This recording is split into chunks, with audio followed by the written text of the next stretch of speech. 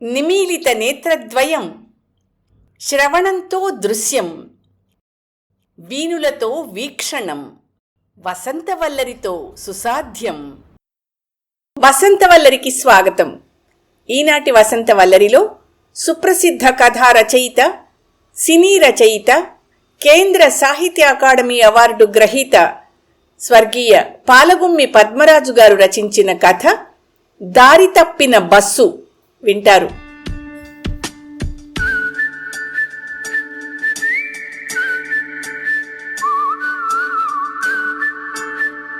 రామలింగం మాస్టార్కి తన సొంత పిల్లల్నిద్దరినే అదుపులో పెట్టడం చేత కాదు.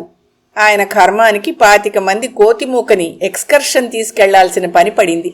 సుబ్బయ్య నాయుడు ఉబ్బసం అని తప్పించుకున్నాడు.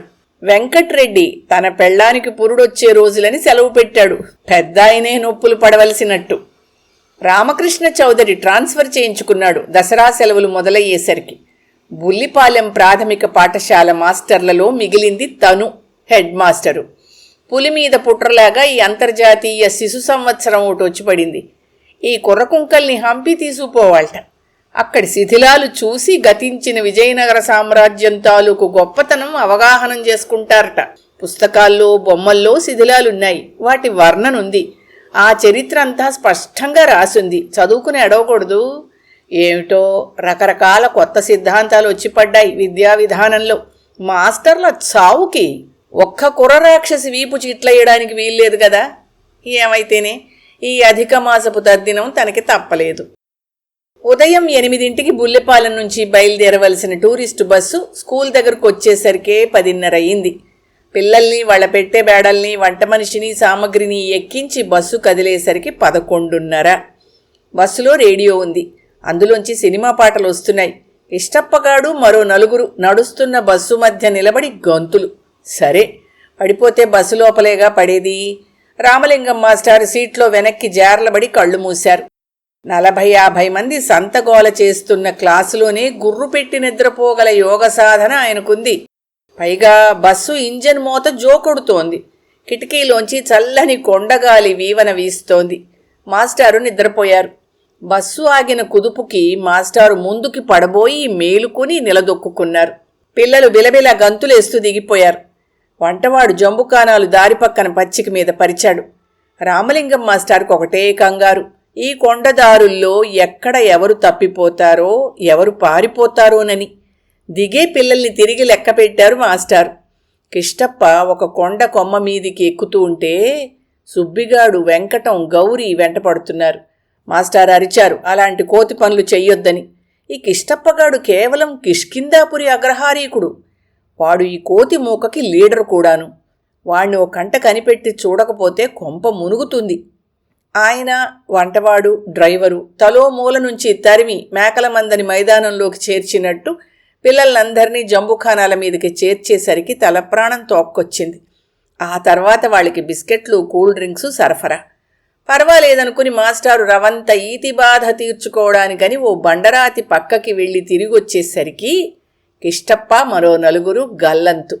వెతగ్గా వాళ్ళు ఒక కొండ వాలులో ఉన్న చెట్టెక్కి సీతాఫలాలు కోస్తున్నారు. వాళ్ళ 4 తిట్టి బెదిరించి బస్సులో ఎక్కించేసరికి 1:30 పట్టింది. బస్సు కదిలింది. కిష్టప్ప సందేహం, సీతాఫలాలు వర్షాకాలంలోనూ, మామిడికాయలు వేసవిలోనూ ఎందుకు కాస్తాయి అని. తనకి మాత్రం ఏం తెలుసు? అయినా తెలియదంటే మాస్టర్ మీదున్న గౌరవం కూడా పోతుంది. అందుకని దేవుడలా ఏర్పాటు చేశాడు అని పోటీ లేని సమాధానం చెప్పారు. ఈ కుర్రాళ్ళందరికీ అనుమానాలు అంటువ్యాధిలా పుట్టుకొస్తాయి. వరుసగా అడగడం మొదలెట్టారు. ఇంత ఎత్తు కొండ మీద నీళ్లుండవు కదా, మొక్కలెలా మొలుస్తున్నాయి అని ఒకడు. వర్షాలు కురుస్తాయిగా అని మేస్టార్ సమాధానం. కురిస్తే అవన్నీ కొండ కిందికి పారి వెళ్ళిపోతాయి కదండి అని ఇంకొకటి ఎదురు ప్రశ్న. కిష్టప్ప కొంటెగా దేవుడు కింద నుంచి వాటికి నీళ్లు ఏర్పాటు చేస్తాడని జవాబు చెప్పాడు. ఇది తామర తంపరగా ప్రశ్న సమాధానాల గొలుసు కట్టుగా ఆనందంగా సాగిపోయేదే. డ్రైవర్ రేడియో మోగించాడు. సినిమా పాటలు వస్తున్నాయి. వాటి వ్యామోహంలో పడి పిల్లలు ఆయన్ని మర్చిపోయారు. ఆయన వాళ్ళని మర్చిపోయి హాయిగా గుర్రు నిద్రలో మునిగిపోయాడు. ఆ గుర్రు నిద్రలో ఓ కల. చటుక్కున బస్సు తేనెపట్టులా మారిపోయింది. పిల్లలంతా తేనెటీగలు. అందులో గౌరి రాణి ఈగ. తను మాత్రం చెట్టు మీద నిలబడిపోయాడు. ఇన్ని తేనెటీగల్ని ఎలా పట్టడం? తేనె పట్టు చిటారు కొమ్మన ఉంది. డ్రైవరు తనకేమీ పట్టనట్టు ఓ బండరాయి మీద కూర్చుని బీడీ కాల్చుకుంటున్నాడు. వంటవాడు కనబడ్డం లేదు. పిల్లలంతా ఇలా అయిపోయారు అంటే బుల్లిపాలెం ఊరంతా కలిసి తన్ను కొరత వేస్తారు. తేనెటీగల్ని బతిమాలాడు. తేనె పట్టు కిందికి దింపి దాన్ని మళ్లీ బస్సుగా మార్చెయ్యమని, తమందరూ తిరిగి పిల్లలుగా మారిపోమ్మని. పెద్ద తేనెటీగ కిష్టప్పగాడి మొహంతో తన చుట్టూ నవ్వుతూ ఎగిరింది. చెయ్యి విసిరారు, కొట్టబోయారు, పట్టుకోబోయారు. చురుక్కున ఒక పోటు పొడిచి కిష్టప్పగాడు ఎగిరిపోయాడు. కోపం వచ్చింది మాస్టర్కి. ధైర్యం చేసి చెట్టెక్కారు. చిటారు కొమ్మదాకా చెయ్యి చాపారు పట్టు అందుకోవడానికి. అయితే పిల్ల తేనెటీగలన్నీ ఒక్క పెట్టున చేతి చుట్టూ మూగి కుట్టడం మొదలెట్టాయి. అబ్బా అబ్బా అనుకుంటూ చెయ్యి వెనక్కి లాక్కున్నారు. పట్టు తప్పింది. కింద పడిపోతున్నారు. కొన్ని వందల అడుగులు. తేనెటీగలు మాత్రం కుడుతూనే ఉన్నాయి చేతిని. కెవ్వుమని అరుస్తూ లేచారు రామలింగం మాస్టారు. తేలు కుట్టిందేమో అన్నాడు కిష్టప్ప. తేలు కోసం వెతకడం మొదలుపెట్టారు పిల్లలు బ్యాటరీ లైట్లు వేసి. పూర్తిగా తెలివొచ్చింది మాస్టార్కి. తను బస్సులోనే ఉన్నాడు. పక్క కిటికీలోంచి సన్న జల్లు చురుకు చురుకుమని చేతి మీద పడుతోంది. తేలు లేదు, ఏం లేదు, కూర్చోండి అని అరిచి మాస్టారు పక్క కిటికీ అద్దం దింపేశాడు. అప్పుడాయనకు అర్థమైంది చీకటి పడుతోందని. అవతల గాలి సన్న జల్లు ప్రారంభమైందని కూడా. రోడ్డు చూస్తే ఆయనకు అనుమానం వచ్చింది. తార్ రోడ్డులా లేదే అన్నారాయన. అడ్డుదారే అన్నాడు డ్రైవరు. ఎక్కడికెడుతుంది అడ్డుదారి? మళ్ళా ధర్మారం మెయిన్ రోడ్లో కలుస్తాదంట. 12 మైళ్ళు కలిసొస్తాదంట. 7 గంటలకి ధర్మారం చేరాల్సింది. టైం చూస్తే 7:15. మళ్లీ వెనక్కి జార్లబడ్డారు రామలింగం మాస్టర్. పిల్లలు కొందరు నిద్రపోతున్నారు అప్పుడే. కిష్టప్ప మరికొందరు ఏవో పాటలు పాడుతున్నారు. 7 అయింది. రోడ్డు మరింత అధ్వాన్నంగా ఉంది. కొండదారి మలుపులు. బస్సు దీపాల వెలుగులో అస్తవ్యస్తంగా కనబడుతున్నాయి పరిసరాలు. బస్సు పరిగెత్తడం లేదు, పాకుతోంది. 8 అయింది. అప్పటికీ మెయిన్ రోడ్డు రాలేదు. సరికదా, పల్లె కూడా తగల్లేదు. వాన జోరు హెచ్చింది. ఏం దారయ్యా ఇది, నీ మొహం అడ్డుదారి అన్నారు మాస్టారు. దారి తప్పినట్టున్నావండి, ఆ మడిసి చెప్పిన ఊరేది తగలలేదు అన్నాడు వంటవాడు. బస్సు వెనక్కి తిప్పో, నీ మొహంలా ఉంది నీ అడ్డదారులు నువ్వును. చక్కని రాజమార్గముండగా అని పాడాడు కిష్టప్ప. బస్సు తిరగదండి, ఓ పక్క కొండ, ఓ పక్క 1000 అడుగులు లోయానో అన్నాడు డ్రైవరు. రామలింగం మాస్టార్కి ఓ పక్క కోపం, రెండో పక్క భయం. ఇంతమంది పిల్లలతో ఈ బస్సు సురక్షితంగా మనుషులుండే చోటికి చేరితే చాలని 1000 దేవుళ్ళని మొక్కుకున్నారు. గట్టిగా డ్రైవర్ని తిట్టడానికే భయమేసింది. ఇంతమంది ప్రాణాలు వాడి చేతిలో ఉన్నాయి. 9:15 బస్సు 2 సార్లు గుంజి ఆగిపోయింది. రామలింగం మాస్టారి పై ప్రాణాలు పైకి పోయాయి.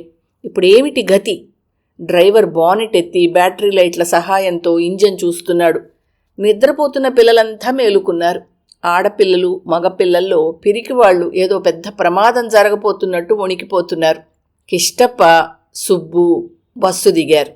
వద్దనడానికి కూడా నోరు రాలేదు రామలింగం మాస్టార్కి. వాళ్లు కొండ మీదకి ఎక్కుతుంటే ఆయన గుండెల్లో రైళ్లు పరిగెడుతున్నాయి.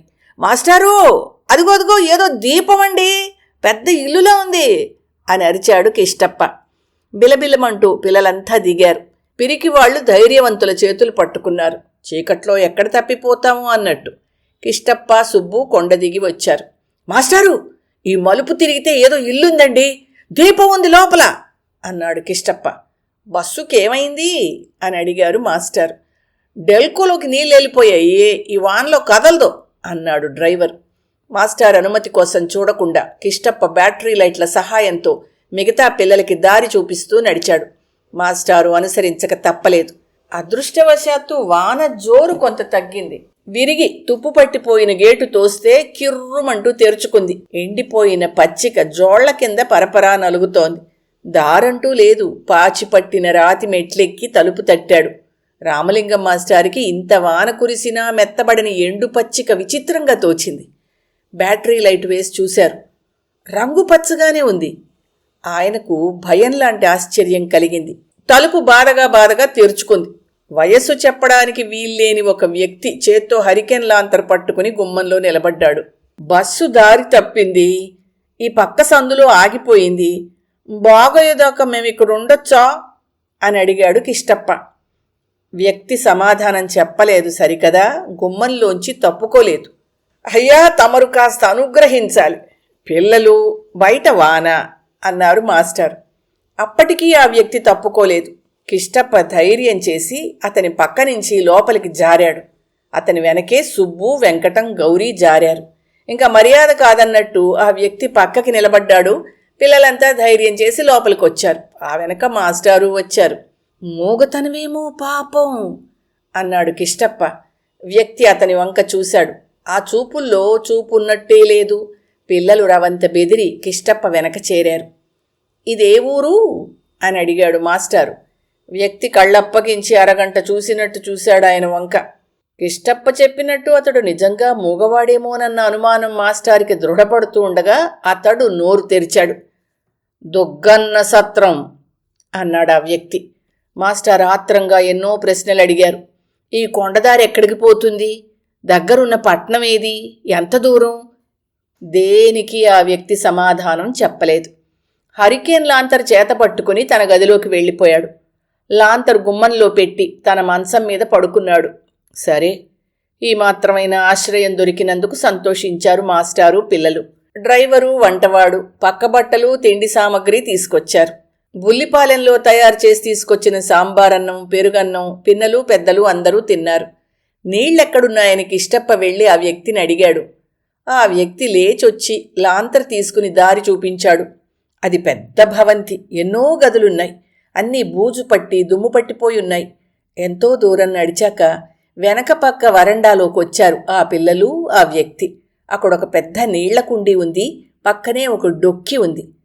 అవి మంచినీళ్లేనని నిర్ధారణ చేసుకుని పిల్లలంతా చేతులు కడుక్కుని నీళ్లు తాగారు. తెచ్చిన ప్లాస్టిక్ బాల్చీ నిండా నీళ్లు నింపి హాల్లోకి తీసుకొచ్చారు మాస్టారు కోసం. వ్యక్తి ఈసారి గదిలోకి పోకుండా గోడవారన ఉన్న బల్ల మీద కూర్చున్నాడు. బాబాయ్ అన్నాడు కిష్టప్ప. ఆ పిలుపుతో ఆ వ్యక్తి కొంత మెత్తపడ్డాడు. అతని ముభావం సడలింది. కిష్టప్ప, మాస్టారు ఈ ఇంటిని గురించి, దీని ఒంటరితనాన్ని గురించి ప్రశ్నలు వేశారు. అతను అతి క్లుప్తంగా దీని కథ చెప్పాడు. 250 ఏళ్ల క్రితం దొగ్గన్న సేనాని బీజాపూర్ నవాబు కింద సేనాపతిగా ఉండేవాడు. అతని పెళ్ళాం చాలా అందగత్తె.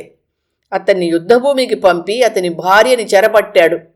విజయం సాధించి తిరిగి వచ్చిన దుగ్గన్న సేనానికి ఈ సంగతి తెలిసింది. సైన్యంలో అతనికి పలుకుబడి చాలా ఉండేది. కొందరు నమ్మిన అనుచరులతో నవాబు జనానాలో ప్రవేశించి తన భార్యను బలత్కారం చేయబోతున్న నవాబుని నరికేసి అతని కుటుంబాన్ని నాశనం చేసి తాను రాజయ్యాడు. ఇది అప్పుడు బీజాపూరికి రహదారి. ప్రయాణికుల సౌకర్యం కోసం ఈ సత్రం కట్టించాడు. దీని వెనక చాలా అందమైన పూల తోట వేయించాడు. ఆ రోజుల్లో ఎంతో కళకళ్లాడుతూ ఉండేది ఈ సత్రం. ఇంతలో తెల్లవాళ్లు ఈ ప్రాంతాన్ని క్రమంగా ఆక్రమించడం మొదలుపెట్టారు. దుగ్గన్న సేనాని మాత్రం ఎంతో ధైర్యంతో ప్రతిఘటించాడు.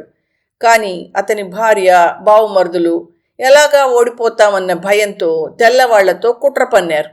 అది తెలిసిన దుగ్గన్న భార్యని, బావమరుదుల్ని చంపేసి ఈ సత్రంలోకి పారిపోయి వచ్చేశాడు. వెనక తోటలో చిన్న ఇల్లుంది. ఆ ఇంట్లో దాక్కున్నాడు. ఇక్కడున్న ఆయన నమ్మిన బంటు తెల్ల సైన్యాలు సత్రాన్ని చుట్టుముట్టడం చూసి తోటలో చిన్న ఇంటికి బయట తాళం వేసి దుగ్గన్న సేనాని అక్కడ లేడు అన్నాడు. తెల్లవాళ్ళు అతన్ని బంధించి పట్టుకుపోయారు. సేనాని ఆ ఇంట్లోంచి బయటపడే దారి లేక కొన్ని రోజులు ఆకలి దప్పులతో బాధపడి చచ్చిపోయాడు. ఇప్పుడు దెయ్యమై ఆ తోటలోనూ ఇంట్లోనూ తిరుగుతుంటాడు. దుగ్గన్న దెయ్యం మహాభయంకరమైనది. రకరకాల ఆకారాలు ధరించి రాత్రిపూట తోటలో అడుగుపెట్టిన మనుషుల్ని భయపెట్టి చంపుతుంటుంది. 20 ఏళ్ల క్రితం ఒక కలెక్టర్ గారు ఇలాంటి రాత్రే ఈ సత్రంలో మకాం పెట్టి ఈ కథంతా విని దెయ్యాలంటే తనకి నమ్మకం లేదని ఆ తోటలోకి వెళ్ళాడు. తెల్లారేసరికి ఆయన శవం కింద లోయలో ఉంది. ఇలాంటివి ఎన్నో కథలున్నాయి. సగం మంది పైగా పిల్లలకి, మాస్టారికి భయంతో వెంట్రుకలు నిక్కబొడుచుకున్నాయి. ఈ భవనంలో కూడా వస్తుందా ఆ దెయ్యం అని అడిగారు మాస్టారు. రాదు అన్నట్టు తల ఊపాడు ఆ వ్యక్తి. వెనకాల మంచి పూలతోట ఇంకా ఉందే అని అడిగాడు కిష్టప్ప. అది తోట కాదు. 200 ఏళ్ల నుంచి ఆ మొక్కలకి పూల తీగలికి ఎదుగు బొదుగు లేదు. ఆ దెయ్యం స్పర్శకి అవన్నీ రాళ్లుగా మారిపోతుంటాయి. రాత్రి గుడ్డి వెలుగులో అవన్నీ పూల మొక్కల్లాగా కనిపిస్తాయి. పగలు చూద్దురుగాని ఆకులు రెమ్మలు అన్నీ రాళ్ళు అన్నాడు వ్యక్తి. అదంతా కట్టు కథ. ఎవడో మహాశిల్పి ఆ మొక్కలు లతలు అతి సున్నితంగా చెక్కుంటాడు అన్నారు రామలింగం మాస్టారు. అవి శిల్పాలు కావు, రాళ్లైపోయిన పూల మొక్కలు. అవి తాకితే తెలుస్తుంది, చెయ్యి కూడా గడ్డగట్టుకుపోతుంది అన్నాడు వ్యక్తి. రామలింగం మాస్టర్కి ఈ కథలన్నీ నమ్మాలని లేదు. కానీ తాను నమ్మడం లేదని ఆ దెయ్యానికి తెలిస్తే తన మీద విజృంభిస్తుందేమోనని భయం. ఎందుకైనా మంచిదని సింహద్వారం తెరిచే ఉంచి పారిపోవడానికి వీలుగా గుమ్మం దగ్గర పక్కపరుచుకున్నాడాయన. కుర్రవాళ్లందర్నీ తెల్లవారకుండానే లేవాలని హెచ్చరించి ఆయన నడుం వాల్చారు. పిల్లలంతా కూడా పడుకున్నారు. ఆ వ్యక్తి తన గదిలోకి వెళ్ళి తలుపు మూసుకున్నాడు. క్రమంగా అందరికీ నిద్రపట్టింది. కానీ కిష్టప్పకు మాత్రం ఆ కథే బుర్రలో తిరుగుతోంది. ఆ దెయ్యాన్ని చూడాలని గట్టి కోరిక, రవంత భయం కూడా. కానీ కుతూహలం, ఆ మొక్కలన్నీ నిజంగా రాళ్లైపోయినవేనా? ఇంతలో సన్నగా ఏ పక్కనుంచో విచిత్రమైన ధ్వని వచ్చింది. చెవులు నిక్కించి విన్నాడు. ఈ లోకంలో విన్న చప్పుళ్లా లేదు. ఆవు అరుపు, సింహం గర్జన కాకుండా రెండూ కలిసినట్టుంది ఆ ధ్వని. మెల్లిగా లేచాడు. అతని వెనక సుబ్బు, వెంకటం, గౌరీ కూడా లేచారు. వాళ్ళు నిద్రపోలేదు అతనిలాగే. నలుగురు పిల్లుల్లాగా బ్యాటరీ లైట్ల సహాయంతో వెనక వరండా చేరుకున్నారు. చూశారు. 100 గజాల అవతల మరో ఆవరణ ఉంది. రాళ్లతో కట్టిన ప్రహరీ ఉంది దానికి. అదే రాతి మొక్కల తోటై ఉంటుంది. నలుగురు ధైర్యం చేసి ఆ వైపు నడిచారు. గేటు లేదు, కానీ ఆ చోట కంప అడ్డంగా ఉంది. అది మెల్లిగా తొలగించారు. వాళ్ళ ఆ తోటలో అడుగు పెట్టడంతోటే విచిత్రమైన వెలుగు, వెన్నెల కాని వెన్నెల లాంటిది తోటంతా ఆవరించింది. ఎవరో స్విచ్ నొక్కినట్టే. ఆ వెలుగులో తోట ఎంతో అందంగా ఉంది. లతల కొసల్లో పువ్వులు ఎవరో శిల్పి తీర్చిదిద్దినట్టున్నాయి. రవంత గాలి వీస్తున్నా లతలు మాత్రం ఊగడం లేదు. ఒక చెట్టు మీద పిట్ట కూడా కూర్చునుంది. కిష్టప్ప దాని మీదకి రాయి విసిరాడు గురిచూసి. తగిలింది, కానీ పిట్ట ఎగిరిపోలేదు. రాయి రాతికి తగిలిన చప్పుడు మాత్రం వినబడింది. ధైర్యం చేసి కిష్టప్ప ఒక పువ్వు కొయ్యబోయాడు. గట్టిగా రాయిలా తగిలింది చేతికి. మంచుకన్నా తీవ్రమైన చల్లదనం అతని శరీరంలోకి విద్యుత్తులా ప్రవహించింది. చటుక్కున చెయ్యి వెనక్కి తీసుకుని రెండో చేత్తో వేడి పుట్టేదాకా రాసుకున్నాడు. మిగతా ముగ్గురు బిత్తరపోయి చూశారు. ఇంతలో పెద్ద వింత శబ్దం. చటుక్కున అందరూ అటు చూశారు. పెద్ద బస్సు అంత ఆకారం ఏదో తమ వంక వస్తోంది. సింహం నోట్లో సగం ఆవు. ఆవు ముందు కాళ్ళు గాలిలో గిలగిల కొట్టుకుంటున్నాయి. పెద్ద గుహలాగుంది ఆవు నోరు. నలుపు, ఎరుపు, ఆకుపచ్చ రంగులు దాని ఒంటి మీద మారిపోతున్నాయి. గుహలోంచి వచ్చినట్టు పెద్ద గంభీరమైన గొంతు. కుర్రకుంకలారా, మా తోటలో అడుగు పెట్టడానికి మీకెన్ని గుండెలున్నాయి అంటూ ఆ ఆకారం వాళ్ల మీదికి ఉవ్వెత్తుగా వచ్చి పడింది. నలుగురు ఒకరినొకరు గట్టిగా పట్టుకుని నిలబడ్డారు. పారిపోవడానికి కూడా కాళ్ళు రాలేదు వాళ్ళకి. ఆ ఆకారం వాళ్ళని దూసుకుని తుఫాను గాలిలా వెళ్ళిపోయింది. కిష్టప్పకి భయం పోయింది. దెయ్యం అంటే ఒట్టి గాలి. గాలి తమనేం చేయగలదు? భయపెడుతుంది అంతే. కానీ సుబ్బు, వెంకటం, గౌరీ తోట అవతలకి పారిపోయారు. అయితే కిష్టప్ప రావడం లేదని చూసి ఆగిపోయారు. కిష్టప్ప తోటంతా పరీక్షగా చూడడం మొదలెట్టాడు. చాలా పెద్ద తోట. ఎన్నో రకాల మొక్కలుండేవి. ఇప్పుడన్నీ రాళ్లైపోయాయి. చిన్న ఇల్లు, దానిమీద ఒక పెద్ద నీళ్ల కుండి. ఆ నీళ్ల కుండీలోంచి ఇందాక కురిసిన వాన నీళ్లు ధారగా కిందికి కారుతున్నాయి. ఆ నీళ్లు చక్కగా రాళ్లతో కట్టిన బోదుల ద్వారా మొక్కల్లోకి పారుతున్నాయి. అన్ని మొక్కలకి చుట్టూ పాదులు చేసున్నాయి. నీళ్లు ఆ పాదుల్లో నిండి పొర్లి మరో బోదిలో పడుతున్నాయి. ఆ బోది నీళ్లను మరో మొక్కకి మళ్లిస్తోంది. చాలా బాగా కట్టిన బోదులు. ఇంతలో దుగ్గన్న దెయ్యానికి మళ్లీ కోపం వచ్చింది. ఇంత సాహసించిన కుర్రకుంకని బెదిరించి రాయిగా మార్చెయ్యాలని తీర్మానించుకుంది. కిష్టప్ప తన మీదికొస్తున్న దెయ్యం వంక చూశాడు. దెయ్యం ఈసారి పెద్ద రైలింజన్ అవతారం దాల్చింది. దానికి ఎర్రటి మంటలు, పొగలు కక్కుతున్న నోరుంది. ఆ నోరు తెరుచుకుని ఇంజన్ అతని మీదకొచ్చింది. అతనప్పుడు ఒక బండరాయి మీద ఎక్కి ఉన్నాడు. ఇంజన్ మీదికొచ్చి పడుతుంటే అతను వెనక పక్కకి దూకి నేల మీద పడుకున్నాడు. ఇంజన్ రాయికి తగిలి రెండుగా చీలి 2 బండరాళ్లకు ఢీకొని చప్పగా రంగులు మారుతూ నేలమట్టమైపోయింది. కొంతసేపు కదల్లేదు. కిష్టప్ప మళ్ళీ సురక్షితంగా లేవడం చూసి మిగతా 3 ధైర్యం చేసి లోపలికొచ్చారు. మెల్లగా దెయ్యం పడిపోయిన చోటుకొచ్చారు. దెయ్యం మెల్లగా మనిషి ఆకారం దాలుస్తోంది. బిత్తరపోయి చూశారు నలుగురు. దెయ్యం మనిషిగా మారింది. అయినా పూర్తిగా కాదు, గాజులాంటి దూదితో చేసినట్టుంది ఆకారం. తల వంచుకుని రాతికి జేర్లబడి కిందికి చూస్తూ కూర్చుంది దెయ్యం. దుగ్గన్న సేనాని మీరేనా అండి అన్నాడు కిష్టప్ప. మెల్లగా తలెత్తి వాళ్ల వంక చూసింది దెయ్యం. అవునన్నట్టు తల ఊపింది. బాధగా నిట్టూర్చింది. ఎందుకండి ఏదో బాధపడుతున్నట్టున్నారు అని అడిగాడు కిష్టప్ప. నా పరువంతా నువ్వు మంట కలిపేశావురా కుర్రకుంక. 200 ఏళ్లుగా ఎందరూ మహావీరుల్ని హడలగొట్టేశాను. ఎందరినీ భయపెట్టి చంపేశాను. వేలెడు లేవు. నా భయంకరాకారాలకు తట్టుకొని ధైర్యంగా నిలబడ్డావు. ఇంకేముంది, నన్ను చూసి మనిషి అన్నవాడు ఎందుకు భయపడతాడు? ఇంత గొప్ప దెయ్యమై లాభమే ఉంది. కిష్టప్పకి జాలి వేసింది. సార్, మీరసలు మనుషుల్ని ఎందుకు భయపెట్టాలి? మరింక దెయ్యం కావడం ఎందుకు? అయి ప్రయోజనమేమిటి? పైగా మనుషులు నన్ను చూసి భయపడి ప్రాణాలు విడుస్తుంటే నాకెంతో సరదాగా తృప్తిగా ఉండేది. అది కూడా లేకపోతే ఇంక దెయ్యంగా ఎలా బతికేది? నాకింక రాత్రుళ్ళు ఎలా గడుస్తాయి? మనుషుల్లాగా మీరు కూడా హాయిగా మెత్తని పరుపు మీద వెచ్చగా పడుకొని నిద్రపోకూడదు? నిద్ర దెయ్యానిక?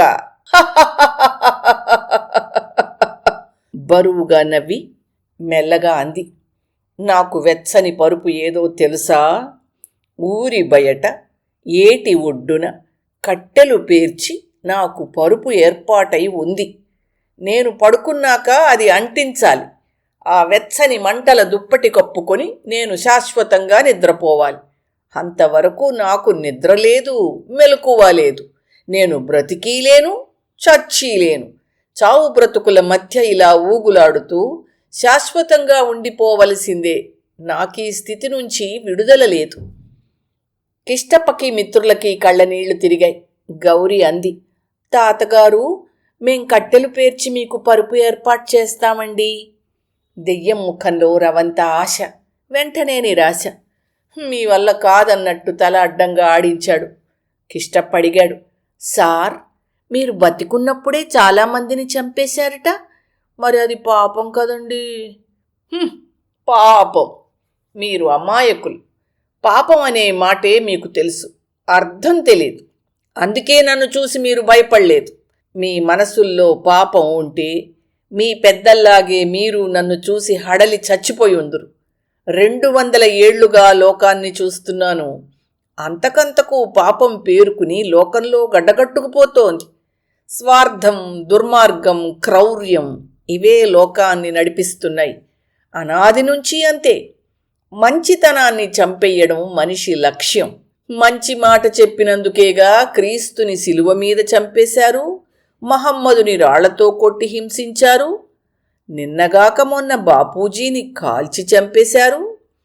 దేశం కోసం త్యాగాలు చేసిన పెద్దలంతా స్వాతంత్ర్యం వచ్చాక దేశాన్ని దోచుకు తింటున్నారు. నిజమే, నేను చాలా ఘోరాలు చేశాను. నా మీద ఎందరో ఎన్నో ఘోరాలు చేశారు. కానీ ఒక మనిషిని హత్య చేస్తే హంతకుడికి ఉరిశిక్ష వేస్తారు, లేదా యావజ్జీవ కారాగారం వేస్తారు. అదైనా ఏ 10-15 ఏళ్ళో. ఆ తర్వాత హంతకుడు హాయిగా చచ్చిపోతాడు. మరి నేను చావు కానీ బ్రతుకు కానీ ఈ దెయ్యం రూపంలో 200 ఏళ్లుగా శిక్ష అనుభవిస్తున్నాను. ఇంకా ఎన్ని 100 ఏళ్ళు నేనిలా గడపాలో? ఈ ఒంటరితనం ఎలా భరించేది? అందుకే ఈ తోటని దెయ్యపు తోటగా మార్చేశాను కసి కొద్దీ. ఈ మొక్కలకి చావు లేదు, బ్రతుకు లేదు. ఈ తోటలో ఉన్న పువ్వులకి, పిట్టలకి కూడా అదే గతి. నేను వాయు రూపంలో ఉన్న దెయ్యాన్ని, అవి ఘన రూపంలో దెయ్యాలు. నా తోడు కోసం తాకినదంతా దెయ్యంగా మార్చెయ్యాలని నా కోరిక. వీలైతే ఈ స్వార్థపరుల లోకాన్నంతా దెయ్యపు లోకంగా మార్చెయ్యాలని. ఈ క్షణం వరకు ఈ లోకంలో మంచితనం, ధైర్యం, అమాయకత్వం ఉన్నాయని నేను అనుకోలేదు. ఉన్నాయని మీ ద్వారా నాకు అర్థమైంది. ఇప్పుడు నేనేం చెయ్యాలి? ఎలా ఈ స్థితి నుంచి బయటపడాలి? ఎలా శాశ్వత నిద్రలో మునిగిపోవాలి? మిమ్మల్ని చూశాక లోకాన్ని మీకోసమన్నా మిగల్చాలనిపిస్తోంది. నేను చచ్చిన దెయ్యాన్ని. మీ లోకంలో బతికిన దెయ్యాలున్నాయి. పెరిగి పెద్దవాళ్ళై మీరు ఆ దెయ్యాల్లో ఒకరైపోతారని నా భయం. మీ అమాయకత్వం ఇలాగే వర్ధిల్లి లోకాన్ని మీరు మార్చెయ్యాలని, మంచితనానికి స్థావరంగా చెయ్యాలని నా కోరిక. ఏది నిజమవుతుందో నాకు తెలియదు. అందుకే నాకేం పాలుపోవడం లేదు. గౌరికి ఇదంతా అర్థం కాకపోయినా దెయ్యం తాత ఎందుకో చాలా బాధపడుతున్నాడని గ్రహించింది. తాత, నీకు పరుపు మేం ఏర్పాటు చేస్తాం తాత. ఈ తోటను మాత్రం మామూలుగా చెయ్యవు. వెనకట్లాగా పూలతో పిట్టలతో ఉంటే ఎంతో బాగుంటుంది. రా తాత, నా చెయ్యి పట్టుకో. ఈ తోటలో కట్టెలు లేవు. అవతలైతే నీకు కట్టెలతో పరుపు వేసి వెచ్చగా అంటిస్తాం. రా తాత, రామరి. దెయ్యం కళ్ళు చెమ్మగిల్లాయి. ఆ పసిపాప చేయి పట్టుకుంది, నడవడం మొదలుపెట్టింది. ఈలోగా నిద్రపోతున్న పిల్లలంతా ఒకరొకరే లేచొచ్చారు. తోట ఆవరణకి అవతల కట్టెలతో చితి పేర్చారు. కిష్టప్పల ఆంతరు పట్టుకొచ్చాడు. అలసిపోయిన దెయ్యంతా అతని చితి మీద పడుకోబెట్టారు. కిష్టప్ప లాంతరు చిమ్నీ తీసి చితి అంటించాడు. వెచ్చని మంటల్లో సగం మగత నిద్రలోకి పోతున్న దుగ్గన్న సేన అని దెయ్యమైంది. నా చేతులతో ఆనాడు వేసిన తోట నేనే దెయ్యపు తోటగా మార్చేశాను. నేనింక విముక్తి పొందుతున్నాను. నాతో పాటు ఈ తోట విముక్తి పొందుతుంది. నేను శాశ్వత నిద్రలో చావును చేరుకుంటాను. ఈ రాతి మొక్కలు, లతలు, పువ్వులు, పిట్టలు బ్రతుకును చేరుకుంటాయి. కళకళలాడుతూ వెనకటిలాగా అయిపోతుంది తోట. కానీ స్వార్థం ఏమాత్రం మనస్సులో ఉన్నవాళ్లకైనా ఇది రాతితోటే. అమాయకులైన పిల్లలకే ఇది సజీవంగా కనిపిస్తుంది. మీలాంటి పిల్లలే రాతి తోటలాంటి లోకానికి తిరిగి ప్రాణం పొయ్యాలి. దుగ్గన్న సేనాని దెయ్యం మంటల్లో వెలుగుగా మారిపోయింది. తోటంతా పిట్టలు కిలకిలమంటూ ఎగురుతున్నాయి. పువ్వులు కళకళలాడుతున్నాయి అనేక రంగులతో. పిల్లలు ఆనందంగా ఆ తోట మధ్య గంతులేస్తూ తిరుగుతున్నారు. కానీ వాళ్లని వెతకడానికి వచ్చిన రామలింగం మాస్టార్కి, డ్రైవర్కి, వంటవాడికి రాతి మొక్కలే, రాతి పువ్వులే, రాతి పిట్టలే కనిపించాయి.